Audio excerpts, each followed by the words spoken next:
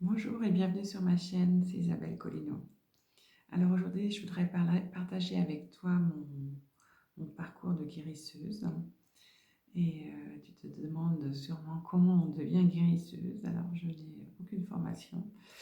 Euh, la seule chose qui s'est passée, c'est que je me suis prise un coup du destin. Donc jusqu'en 2008, j'étais une femme qui avait un parcours normal. Je travaillais aux Nations Unies, j'étais mariée, j'avais 2 enfants. Et je suis allée en conférence à Bangkok, en Thaïlande.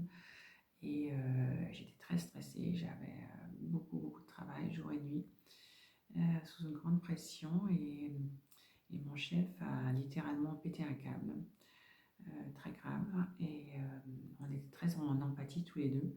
Et il a vu dans mon regard que j'étais très inquiète sûrement et il m'a pris la main, il m'a touché la main. Et là, j'ai reçu une décharge électrique très forte, très violente, qui m'a fait tomber par terre et hurler comme une folle, je dirais, ou une sorcière. Enfin, c'était un cri archaïque très puissant et très effrayant pour les gens qui étaient autour. Et à partir de cette seconde-là, mon cerveau n'a plus fonctionné. C'est-à-dire que j'étais incapable de mettre une idée derrière l'autre. Je savais plus où j'étais, enfin, je ne savais plus rien du tout. Donc au bout de quelques jours, je suis rentrée en Allemagne et je suis allée chez le médecin qui m'a arrêtée et il a posé le diagnostic de burn-out sévère. Moi, au fond de moi, je savais pertinemment que ce n'était pas un burn-out, même si j'étais épuisée depuis longtemps, mais ça sonnait faux.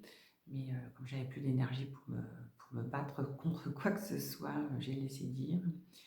Et j'ai été en arrêt pendant 9 mois à la maison, donc sans rien faire du tout. Je dormais 15 heures par jour et le reste du temps, je restais assise sur ma chaise ou dans mon fauteuil, mais sans lire, sans écouter la radio, sans regarder la télé, sans attendre non plus. J'étais assise sur ma chaise. Et un jour, j'ai eu l'appel de la nature. Donc, j'habitais tout près d'une grande forêt dans laquelle j'avais jamais eu le temps d'aller, ni vu l'intérêt, à vrai dire. Et donc, tous les jours, j'allais marcher quelques centaines de mètres au début. Et au bout de quelques temps, quelques kilomètres.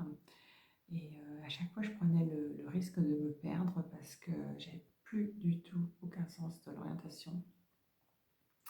Donc, dès que je partais à droite ou à gauche, je ne savais plus si je serais capable de revenir, mais je suis toujours revenue. Et pendant ces marches, j'ai eu une intuition, j'ai eu le mot qui est venu dans mon esprit, fait une thérapie corporelle. Donc, je ne savais même pas ce que ça voulait dire, si ça existait.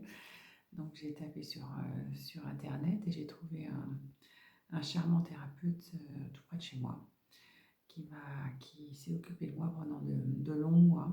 Et donc, grâce à des massages, il allait chercher des mémoires dans mon corps que j'avais enfouis, de traumatismes que j'avais vécus moi-même, mais aussi de choses de ma lignée, de mes parents, ou encore plus loin.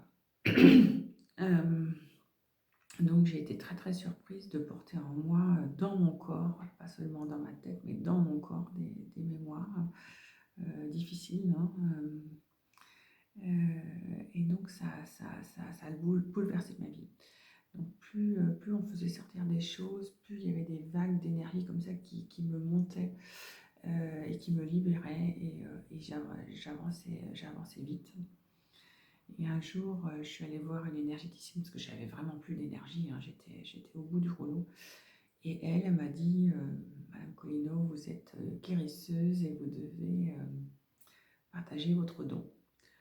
Alors sur le coup, j'étais bien surprise parce que je me sentais très malade et je ne voyais pas du tout comment je pouvais guérir des gens.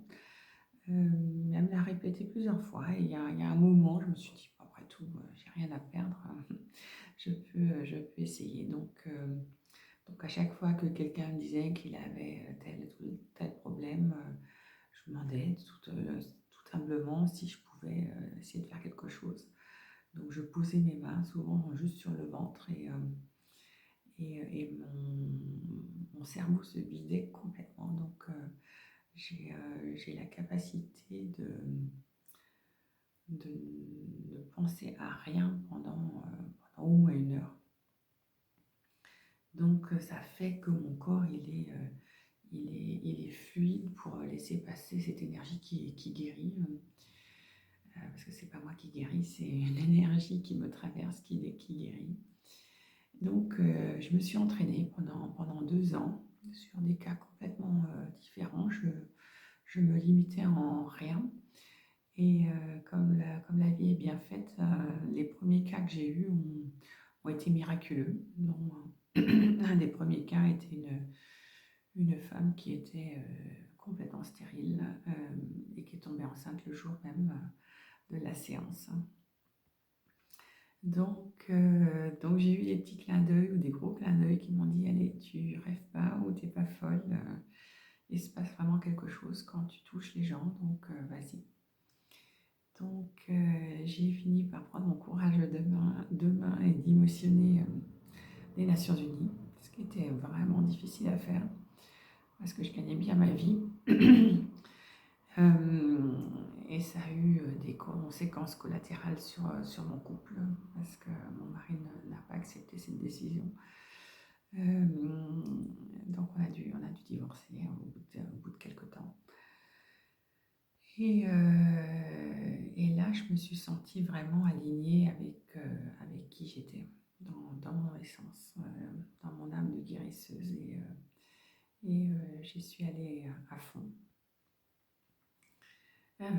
Et seulement 10 ans après Bangkok, donc Bangkok c'était en 2008, en 2019 même, j'ai compris que ce qui m'était arrivé à Bangkok était une montée de Kundalini violente. Donc la Kundalini, c'est une énergie très puissante qui est logée dans le sacrum, dans le bas du dos, et qui peut remonter le long de la colonne vertébrale comme un serpent, comme ça, et activer la glande pinéale qui se trouve à peu près ici, à l'intersection.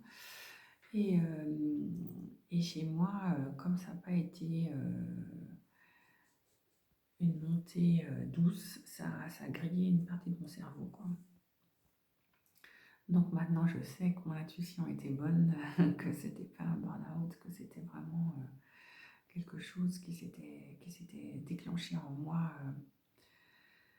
et qui avait provoqué ça. Et à Bangkok, de toute façon, j'avais eu aussi l'intuition très très forte que c'était la chance de ma vie, ce qui m'arrivait, même si je ne savais pas ce qui allait m'attendre comme difficulté. Au fond de moi, je savais que c'était ça qu'il fallait, quoi. Donc il n'y a jamais eu de résistance en moi de ne pas accepter ce coup de destin. Donc voilà mon parcours, comment je suis devenue guérisseuse du jour au lendemain. À bientôt.